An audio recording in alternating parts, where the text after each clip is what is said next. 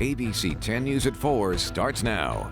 The administration will not go, under any circumstances, will not go to a lockdown. President Trump speaks in public for the first time since Joe Biden was projected to be the winner of the election. And when he is promising COVID vaccines and the drama unfolding with one Democratic state. A desperate legal fight by San Diego businesses fed up with shutdown orders from the governor. Plus, a sweeping new move to prevent holiday travel. The advisory now in place along the West Coast.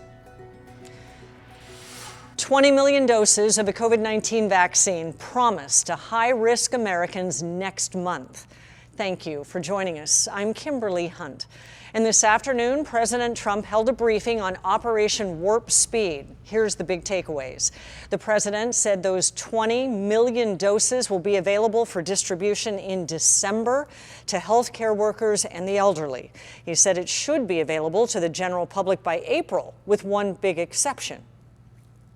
With the exception of places like New York State, where, for political reasons, the governor decided to say, and I don't think it's good politically, I think it's very bad from a health standpoint, but he wants to take his time with the vaccine. He doesn't trust where the vaccine's coming from. These are coming from the greatest companies anywhere in the world, greatest labs in the world, but he doesn't trust the fact that it's this White House, this administration. New York Governor Andrew Cuomo said the state has a separate scientific panel that will review the FDA's approval to build public confidence before distributing the vaccine, much like California.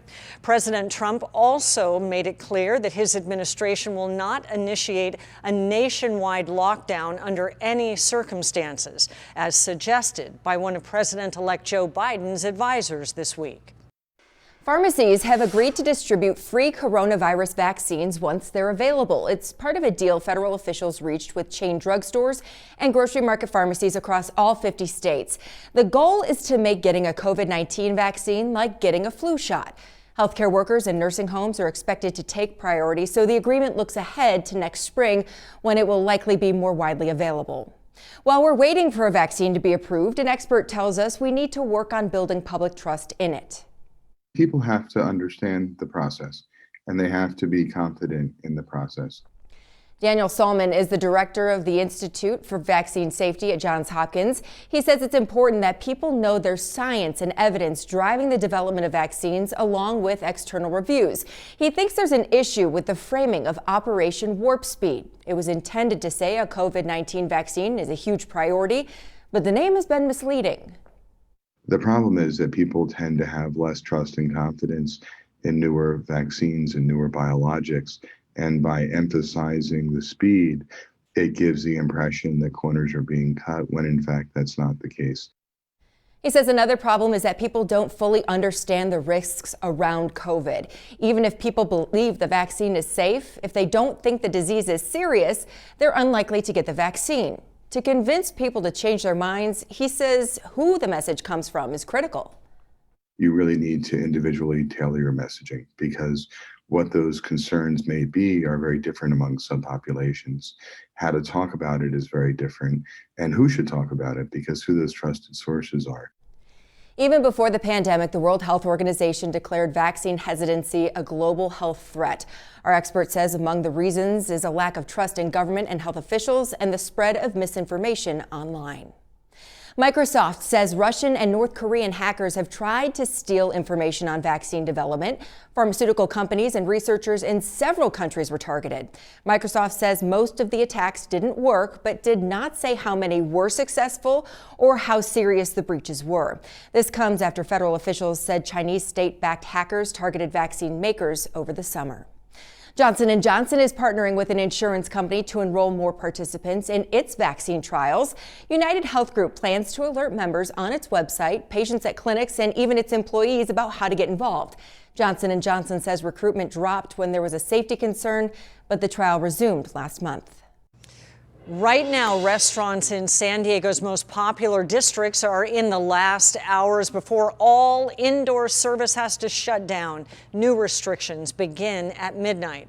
ABC 10 News reporter Anthony Pura is in Little Italy, where the holiday season usually brings in lots of tourism. Anthony.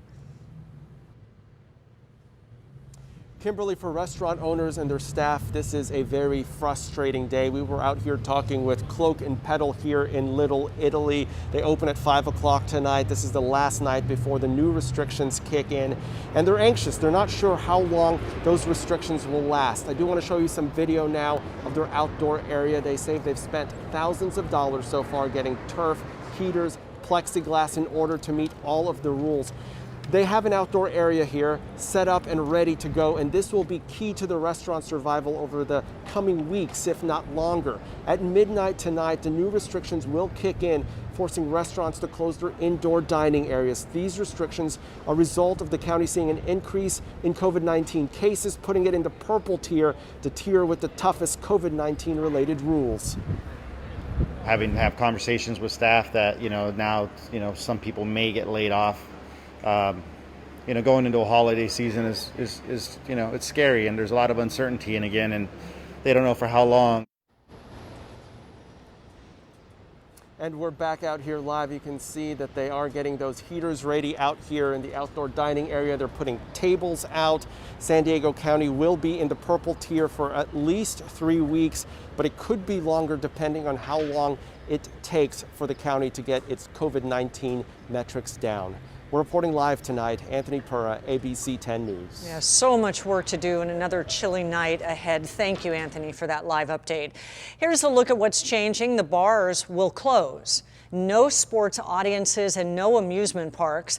Allowed outdoor only are places of worship, movie theaters, playgrounds, museums, gyms, zoos and aquariums, restaurants, and similar establishments. Schools that have already had in-person learning can continue. Retail and indoor malls can only have 25% capacity. Food courts there will close. Offices will be pushed toward working remotely when possible. And with only hours left before new purple tier restrictions go into effect, some business owners are fed up with being told to shut down their operations or move outside for a third time. As ABC 10 News reporter Mimi Alcala explains, some are now taking this issue to court. Businesses across San Diego County are hurting financially, and some say they just won't survive with more restrictions. Now 4 businesses, Cowboy Star Restaurant and Butcher Shop, Home and Away Encinitas, Fit Athletic Club, and Bear Republic CrossFit are pushing back, filing this lawsuit against Governor Gavin Newsom and the County of San Diego, as well as other state and county officials. They're calling for an emergency injunction to stop the shutdown. The lawsuit argues that these closures go against their rights and that Newsom and the California Department of Public Health both lack the authority to impose the continuing restrictions on California businesses. All 4 businesses detail the health and safety measures they've added to provide a safe environment for staff and customers during this pandemic. It's pretty clear that the law's on the side of the governmental authorities to try to get this under control. And so why they continue to file lawsuits, it's beyond me. Local attorney Jan Ronis is not involved in this case, but says when the pandemic began, he reviewed emergency legislation that is available to the government at both the state and federal level. These laws have been in the book for decades.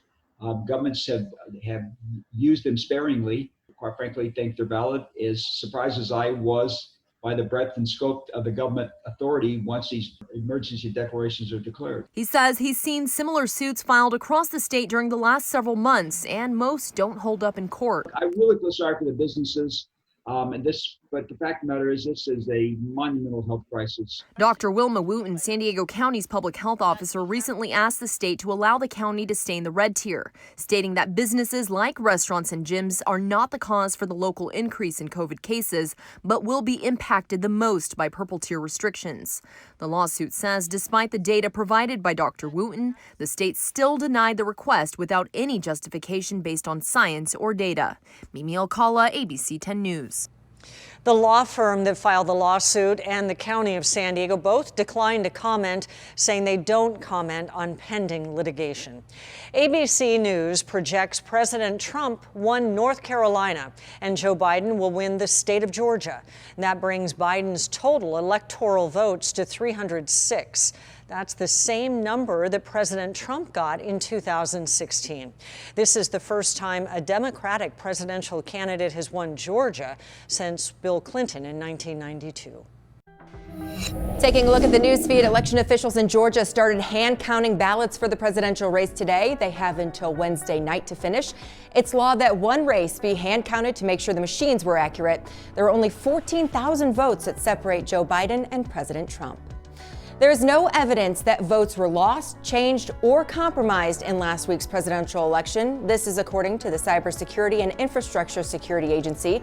In fact, they say it was the most secure election in U.S. history.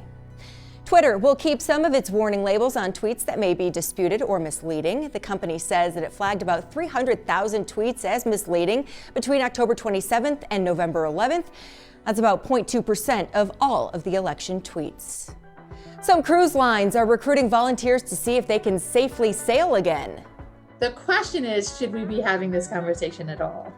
Health experts weigh in on the idea of mock cruises and the changes on board.